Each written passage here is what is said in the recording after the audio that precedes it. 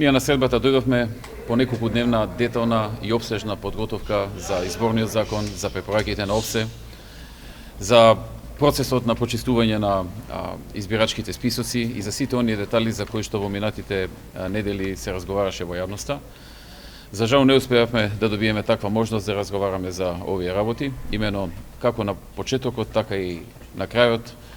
Ни беше, кажам, безусловен ултиматум дека за ништо не би сакале да разговараат доколку не го прифатиме ултиматумот да се оди на предвремени парламентарни избори. Така што нашите преходни напори и подготовки не може да дојдат воопшто на дискусија. Ниту и не се дозволи разговор по тие прашање, затоа што единственото и главно и клучно прашање беше барањето на да се оствари нивниот ултиматум за предвремени парламентарни избори.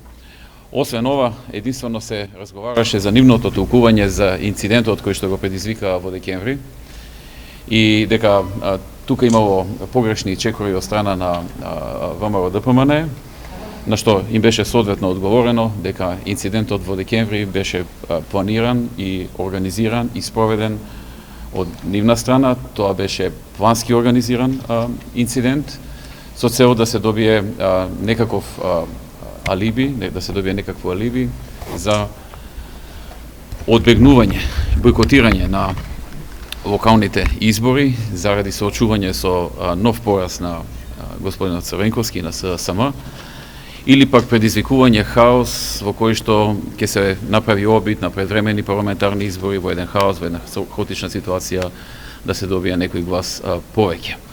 Тоа го аргументиравме со многу наши конкретни аргументи, тргнувајќи од нивното кршење на деловникот со попречување на работата на Комисијата за правни работи, преку нападот на председателот на парламентот, уништување на неговите документи, кинење на микрофони, качување на маси, заземање на неговата позиција, обид за насилно влегување во парламентот, обид за завземање насилно на парламентот од страна на пратениците, газење на полицајци, пружање физички отпор на безбедносните структури, така што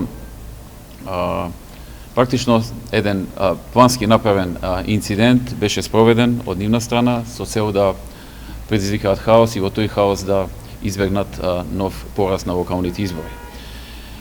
Така што разговорите се сведоа само на две работи: на ултиматумот кој што го поставија за превремени парламентарни избори и неподготвеност да се разговара за било што друго за кое што во преходните денови тие говореа во јавноста дека им е значено, и нивно толкување на настаните и инцидентите што ги предизвикаа во месец декември. Премиере, дали е точно дека ВМРО-ДПМН е за предвремени парламентарни избори заедно со председателските во 2014? Не, тоа не е точно. А ќе одите на избори? Вашиот одговор на нивниот ултиматум?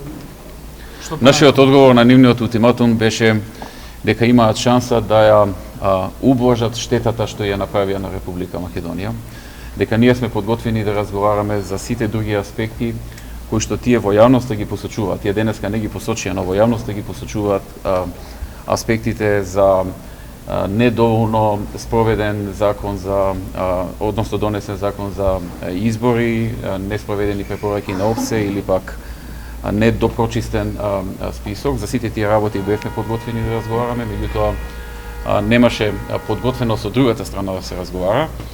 И нашиот одговор беше дека ние во иднина ќе продолжиме да работиме согласно Уставот, согласно законите, согласно деловниците на институциите.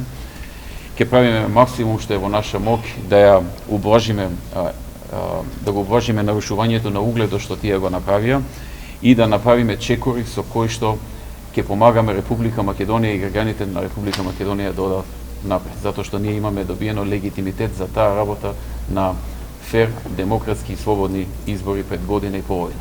Овде прекинуваат средбите и разговорите или оставивте можност за друга средба и во каква форма, како се разбира? За такво нешто не разговаравме, но јас секогаш сум отворен за разговори кога на некој му е потребна помош да излезе од тешката ситуација во која што самиот одлучил да напише. Премиере, како ќе се излезе од политичката криза? Во длабока политичка криза е Македонија. Пред земјата е решавање на едно битно прашање за името и отварање на евроинтеграцијскиот процес конечно? Ние како влада ќе продолжиме да работиме согласно уставот и законите и ќе продолжиме да спроведуваме проекти кои што сме ги ветиле на граѓаните, со кои што земјата ќе се движи напред. Ако конечно се проценува дека само предвремени парламентарни избори и референдум за решавање со името ќе деблокира Македонија од сите кризи, политички кризи во внатрешни и странски, дали мислите дека треба да мислите и за тоа и да преговарате да поставите? Мислам дека станува збор за шпекулации, бидејќи ние немаме било што сериозно на маса за кое што би можеле да организираме референдум, така што прашањето и шпекулацијата воопшто е депласирана во овој момент. Ќе одите на избори без опозиција? Ќе одиме на избори со опозиција, бидејќи СДСМ со опозиција, бидејќи СДСМ не е единствената опозиција во Република Македонија. Да, но најголема опозицијска партија е СДСМ. Да, но ние немаме ингеренции да донесеме одлуки во нивната партија, одлуки кои што може само нивната партија да си ги донесе. Секој со својата одговорност, со својата совест и со спроведување на законите и етичките и моралните норми. Господине Мајовски, доколку имате шанса да објасните за изборниот закон и бирачкиот список, кои беа вашите аргументи? Каква анализа направите? Нашите аргументи ги имаме кажано во повеќе наврати. Тоа е предолга дискусија за сега во една ваква кратка изјава да ги кажам. Се разбирам, остануваме отворени. Наш представник во не знам кој е вашиот медиум, во вашиот медиум да ги образложи, но треба повеќе време за сето тоа. Или пак, доколку бара другата страна, ние сме подготвени да им ги објасниме и на нив, на СДСМ, во време кога тие ќе побараат тоа. Можна ли е поголема ескалација на политичката криза? Како што се предвижда? Земјата ќе оди напред и мора да оди напред. Независно некој дали сака да ја спаси својата политичка кариера од следниот пораз или не. Значи тоа земјата не може да биде заложник на личната политичка кариера на еден човек, во случајот на Бранко Црневски. Во март ќе има нов извештај од ЕУ за состојбата во Македонија. Што вие очекувате од политичката криза, дали да се реши или не? Што вие ќе кажете за ова? Кажав до сега, инаку извештајот НЕУ ќе си го подготви самата Европска унија, која што внимателно ќе ги согледа сите факти и ги согледува сите факти.